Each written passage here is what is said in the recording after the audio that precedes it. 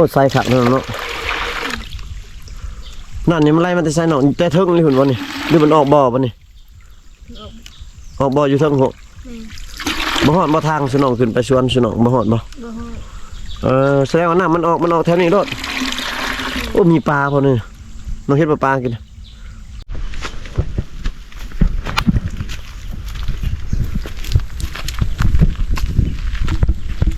พี่สินักน้องเบลเนาะเบิ้นขึ้นพูเนาะ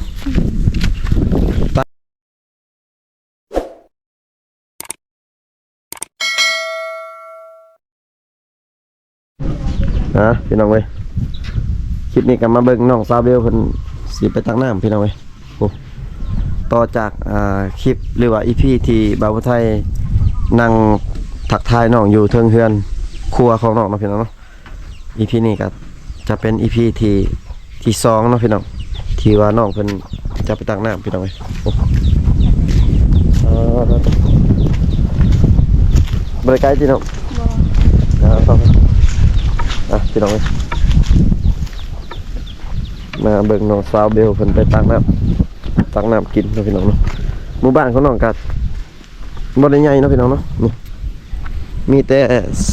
3-4หลังคาพี่น้องเอ้ยที่ FC เคยเห็นผ่านมาสำหรับพี่น้อง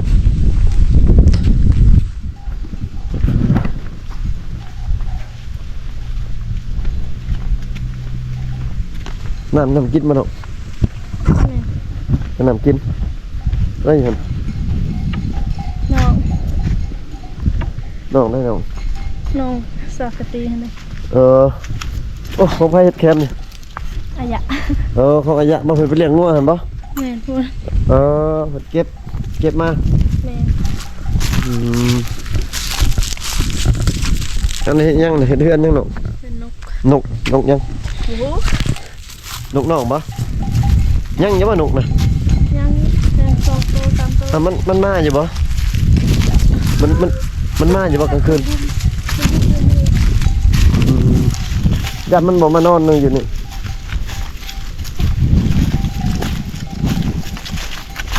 ให้หลกปีกจีกนี่เป็ดนี่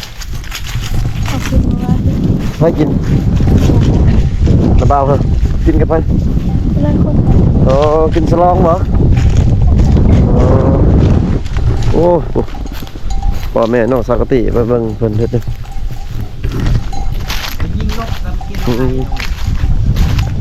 ใส่นกกินมาให้อยู่ใส่ลายบ่นกยังเลยว่าสิบอกไก่มาโอ้หนาวบ่นี่ไหมพิงไฟบันชวนเด้อพิงไฟหนาวเลยเด้อเบียร์กระดักโตย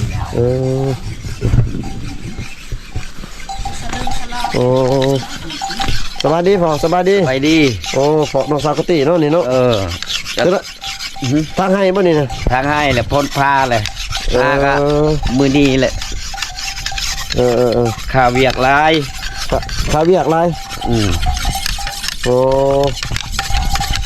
แล้วว่าสิแล้วว่าทางให้ฮะยังมาทันแล้วยังทันแล้วจักมือละทางครับหากับมือเดียวทางกว้างบ่ยังผัดกวางนะขาดองนะเขาแดขาฮีดเขากินงะกินยางกินจักกินละปอกกินละปื้บเลย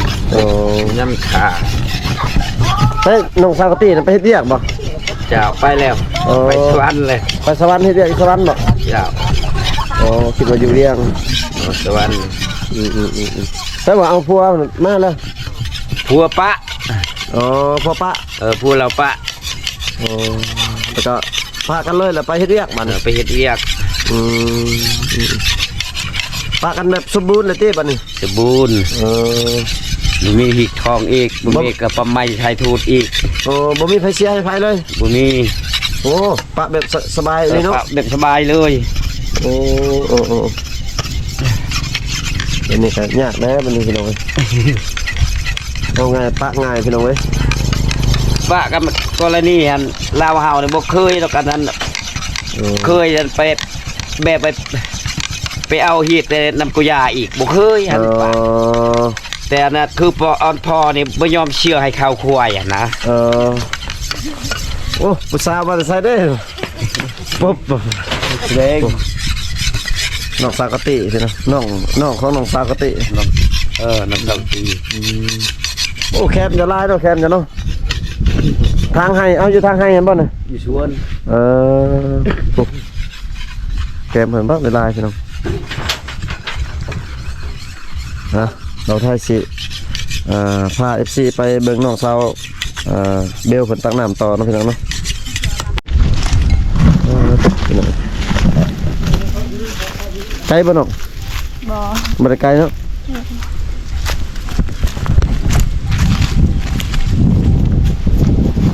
มันตักอยู่นี่ตลอดบ่น้องนะ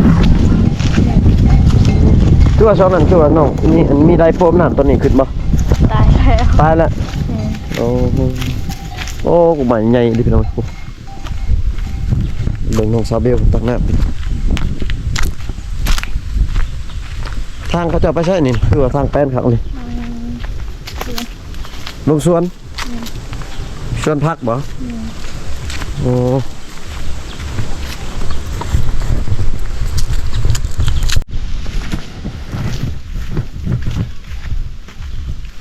เจ้าไปทางให้อยู่นี่บ่เป็นป่าเขาเลยเนาะ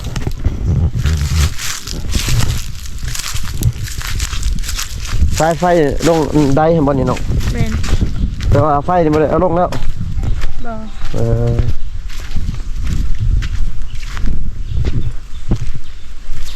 เป็นป่าอยู่เนาะมีแต่ไม้ติ้ว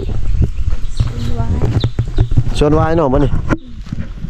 ส่วนมีแต่วายพี่น้องนี่ ทางนั้นก็ไว้ เบิ่งนั่นก็วายโอ้โหเสียงนกลายสิเนาะ หลัง นกกินหมากไหมยังวะมาให้ จักละ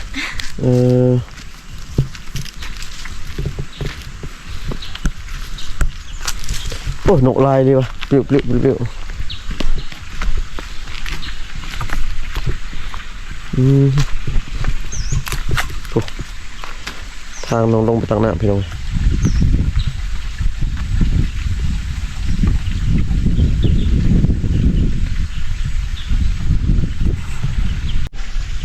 น้ำที่น้องตักพี่น้องมันนี่เขาเจ้ากินน้ำตัวนี้เลยพี่น้องเป็นน้ำแบบธรรมชาติเลยน้ำมันจะแห้งเลยเป็นน้ำทรายห่วยหน่อยเนาะน้ำไรน้ำมันตักอยู่เดือนก็อันนี้เป็นน้องมาอาบน้ำอยู่นี่มั้งน้องใครมาอาบอยู่นี่อยู่คนอยู่เพื่อนน้องมาอาบ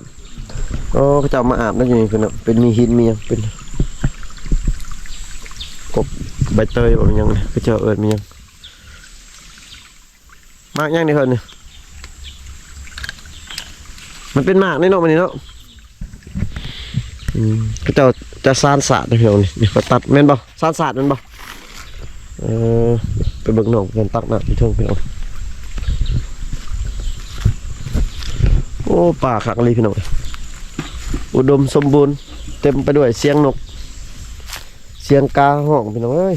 คักเลย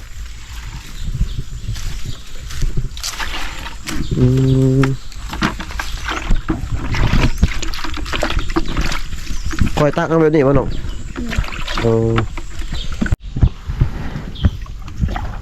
โอ้ใส่ขักนั่นเนาะนั่นนี่มันไล่มันจะใส่หนองแต่เทิงเลยหุ่นวะนี่หรือมันออกบ่อวะนี่ออกบ่ออยู่เทิงหกบ่หอดบ่ทางสนองขึ้นไปชวนสนองบ่หอดบ่ บ่ฮอด แสดงว่าน้ำมันออกแถวนี้รถโอ้มีปลาพอนี่น้องเฮ็ดปลากินใหญ่ได้ปลาเลย ปลาขบปล่อย ผู้ได้ปล่อย นาบ่าว ปลายังปลาเครื่องบ่มันไปจะเป็นกินปลาโอ้ใส่ครับเลยพี่น้องนะใส่ขนมเบลเลยขนมเบลเนาะขนมเบลก็ใส่เลย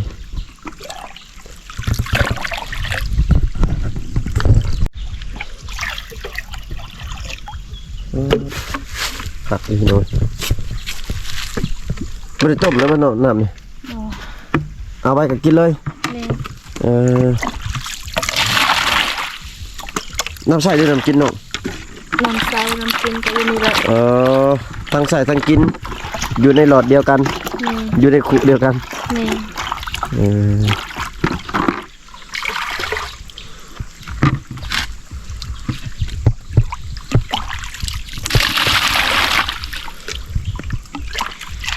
อยู่ใช่จะทางไหนอยู่เทิงคุณบ่เทิงตัวนี้บ่ นี่ ใกล้บ่กับบอลฉลองเฮ็ดสวนปีกกายนี่ใกล้กันบ่ นี่แหละ อยู่นี่โลดเออ มันไม่ได้ไกล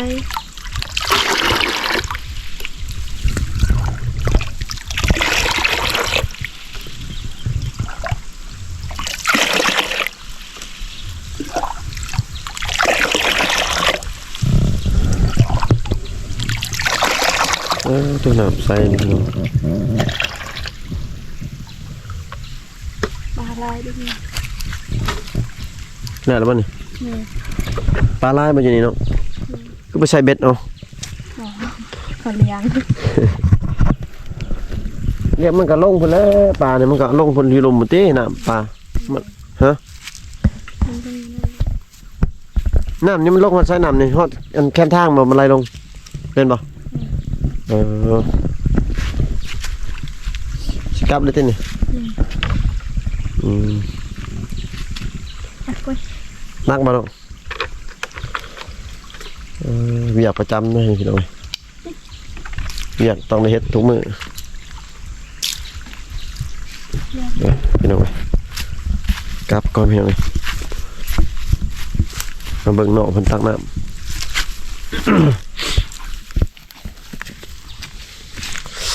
โอ้โตโอ้นกกินดอกนี่บ่นกนี่เสียงนกห้องลายเลยพี่น้องเว้ยโอ้โตเบิ้นขึ้นภู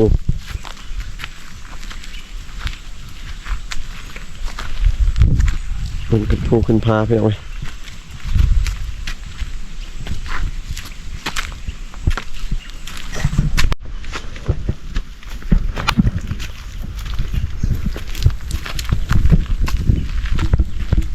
พี่สินักน้องเบลเนาะเบิ้นขึ้นภูเนาะตักก็ตักเบิ้นขึ้นภูพี่น้องเอ้ยมันบ่เหี่ยเนาะน้องไปเนาะคันอ้ายตักนี่ออกบ่ได้น้ำนี่เพราะว่ามันเป็นความชินเคยของเขาเจ้าพี่น้องเอ้ยเพราะว่าถ้าเฮาแบกเฮาหาบไปนี่โอ้ยออกบ่เลยโอ้น้ำมันบ่ออกเลย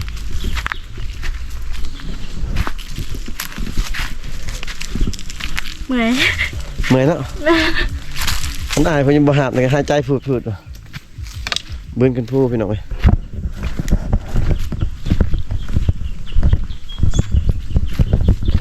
โอ้จะเปิดเพลงพี่น้องเอ้ยเดี๋ยวตู้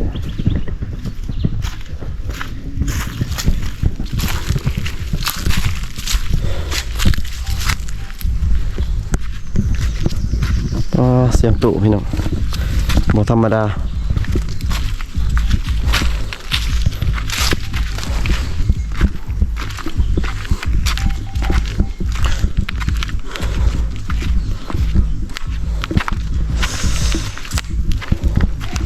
มาฮอดบ้านเลยพี่น้องฮอดบ้านของน้องสาวเบลเลย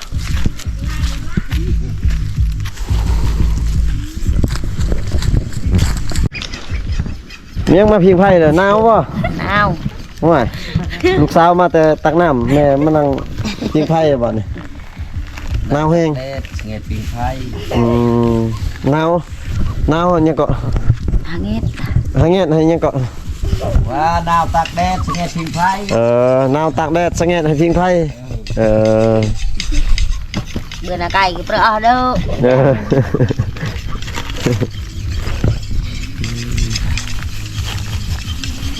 nhạc là hư mà gà cay người ta là cũng cứ cái xịt trong ruộng dạ dạ đặt bát gấu cái tết còn มียังจะว่ายัง này cứ bố bạn cứ nhầm lỡ ทางให้หนาวบ่ bò thằng này gì bò đau บ่หนาวเนาะโอ้โหยังรับผ้าอยู่เลยบอกถ่ายแต่เมื่อกี้นี่มายังบ่แล้วอยู่เพิ่นรับผ้า เฮ็ดเร็วย่างพาดวงคน หาดวงเนาะ ครับ มียังอันนั้นเฮ็ดยังมันคือดุดๆหันสิตางเฮือน บ่ตั้งเราเข้า อ๋อตันเราเข้าเออ เงินนั้น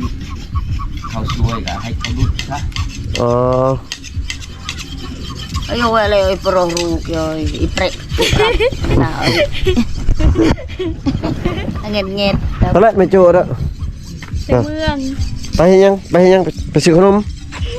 บ่ cái đăng nâng phải cái đăng nâng ไปซื้อเครื่องบ่ ซื้อขนม ซื้อขนมจังแก้วบ่ปลาจังแก้วบ่ไม่ปลาจังแก้ว phải เออ ซื้อขนม บ่ฮู้ภาษาลาว ซาละเฮาก็บ่ฮู้บ่ชื่อ อ๋อนั่นกละบ่เจอ